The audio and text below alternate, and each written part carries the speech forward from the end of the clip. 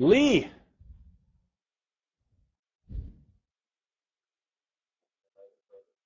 Up to the microphone. Can't hear you.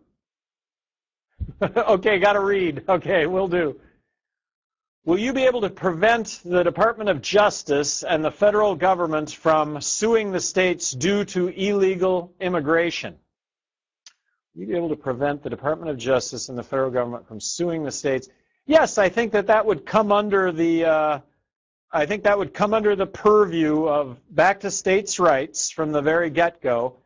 And I do have what I consider to be comprehensive immigration reform, which in my opinion, a lot of that rests with the states.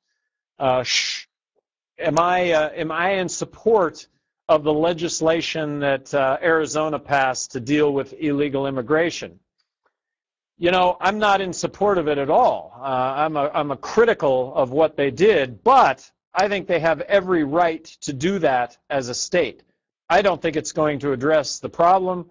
I think the problem can be dealt with in much more cost-effective, meaningful ways. Don't build the fence. I think that would be a waste of resource.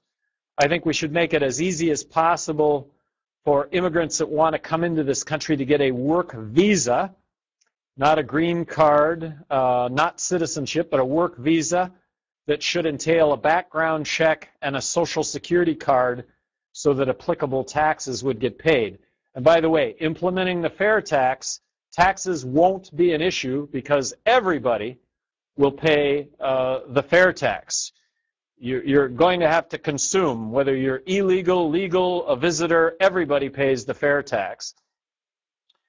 And then don't discount either for a minute all the problems on the border that have to do with the prohibition of drugs, and by legalizing marijuana, arguably 75% of the border violence with Mexico goes away. It's putting the disputes in the courts rather than having the disputes played out with guns.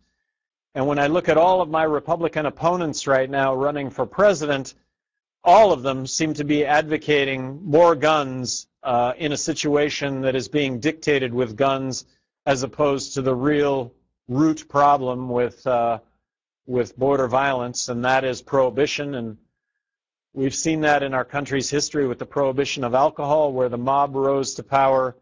I think we have the same situation here when it comes to drugs and drug violence.